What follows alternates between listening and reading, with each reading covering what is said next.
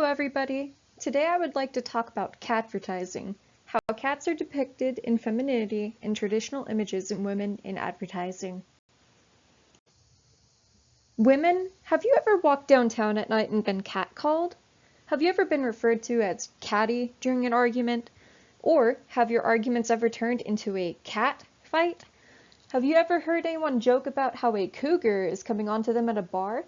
These phrases are examples of disparaging comments using cats as a form of wordplay, and often these phrases or words are associated with women.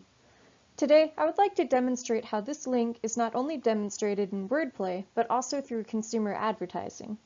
I will demonstrate how cats are often used as a stand-in for women in advertisements for different assortments of products, as shown through their associations with domestic life, their depictions of femininity, and their allusions to sexiness.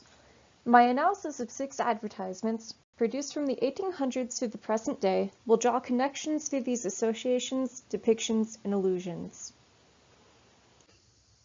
In the 1800s, many believed that women were more suited to the domestic sphere than men because they were more nurturing than men.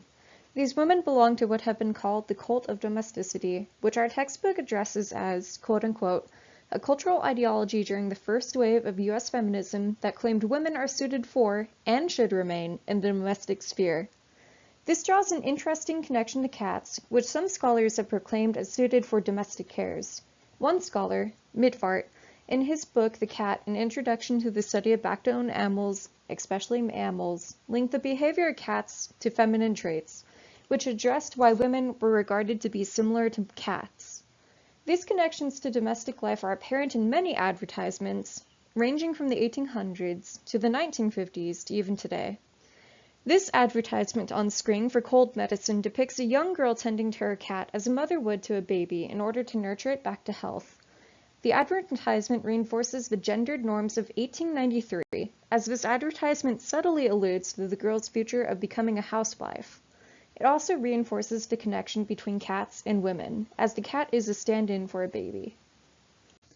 Now that we have established the connection between cats and women in advertising, we can now examine how cats further reinforce femininity within targeted advertising, particularly towards women. In the first image, we see a line of lipstick products distributed in 2012 by Paul and Joel Beauté, a company known for their hybrid of Japanese and French lines of cosmetics. Lipstick itself is made in the image of a cat, while the base of the lipstick depicts colors traditionally associated with women, such as pink and purple. Not only is the image appealing for consumers, but the image also panders to what Western society might consider the ideal female beauty. Because media and advertising emphasizes unrealistic images of women, especially through the constant push of makeup, we can assume that this advertisement is double-edged. Women who do not buy this product are inadequate, unable to be as cute and feminine as cats on the lipstick. Additionally, because this line was limited, it also created an artificial demand for women to consume their product, or else they'll lose out. As such, this image reinforces gender stereotypes of women. After all, we learned from Killing Us Softly 4 that, quote, women learn from a very early age that we must spend enormous amounts of time, energy, and above all money striving to achieve this look and feeling ashamed and guilty when we fail. The second image depicts a cat snuggled up in shoes marketed towards women, promising a solid comfort. The cat is, quite literally, wearing the shoe.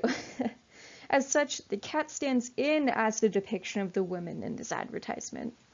The cat appears perfectly content, as if buying and wearing the shoe has made it happy. Secondly, the advertising reinforces the idea that women should buy shoes for their finesse and their comfort, rather than for tactical and tough use. This further reinforces the gender norms of women being seen as soft and tender. An interesting thing to note before we move on to the next part of our analysis is how cats also represent the purity standard for women. In this advertisement for Cadbury's Coca, we see a pure white cat standing under the ironic phrase, absolutely pure, a record of success. This depiction may call to how women must carry the standard of retaining beauty in a purity culture. It is also particularly hard to ignore the possible allusion to race, wherein white cats may be seen as more pure and successful than other breeds. The cat is also plush and cute, which could be a metaphor for how women are usually depicted as soft skins in media. These depictions hail back to main talking points made in The Illusionist, where porcelain white skin has been valued in many parts of Western culture and Asia for centuries, because it is quote-unquote seen as synonymous with youth, elegance, and refinement. This cat is a subtle stand-in for women, but the ideas it carries is pervasive nonetheless. Finally, I would like to address how cats are often used as a stand-in for women, particularly when the advertisement alludes to sex and sexiness. In this advertisement for the perfume line Jinan Lavnin My Sin by Lanvin, a black cat is situated next to a bottle and the phrase, "a most provocative perfume." As opposed to the pure white cat in the previous advertisement, this cat, and the whole advertisement, is depicted in grayscale, showing the more darker, sexier side of the cat. The cat is associated with a provocative perfume, likely meant to seduce men who smell it.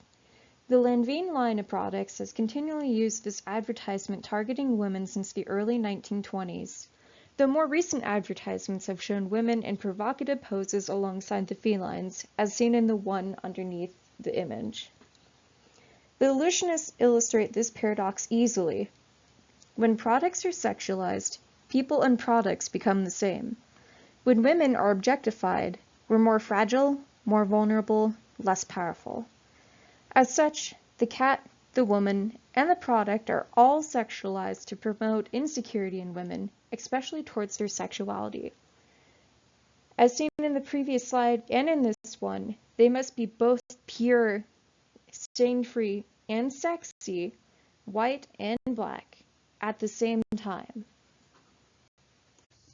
Despite these depictions of women, it is important to note those that do not tend completely towards the norm. In this advertisement, a woman is seen advertising a handbag, posing with numerous lion cubs. While the woman is still in a compromising pose, her holding the lion cubs could represent strength. It also seems that using these animals was an intentional choice, potentially signaling how the choreographers understood how cats may be used to appear soft and weak. The woman is also looking directly at the camera rather than away, as seen in the Lamine My Sin advertisement. Perhaps this shows defiance in her aversion to submissiveness, despite her compromising position. However, regardless of these choices were intentional or not, there are still some issues to be found here. As discussed in Killing Us Softly 4, women are encouraged to see sexiness as a declaration of empowerment. However, the documentary sees this as the most cliched way and stereotypical way possible of a kind of liberation, and how, quote-unquote, when the culture offers girls and women only one way to be sexy, it can hardly be considered an authentic choice to choose it. Though the woman in this image may project liberation through the use of powerful foreign animals, she still must present herself through traditional means of advertising.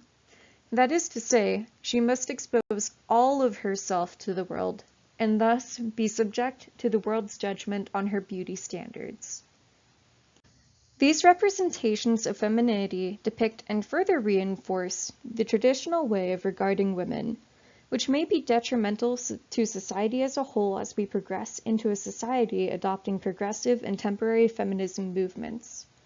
Though not blatantly harmful, some of these depictions offer highly unrealistic and often unattainable images for women. There are hundreds, if not millions, more advertising depicting felines in these ways.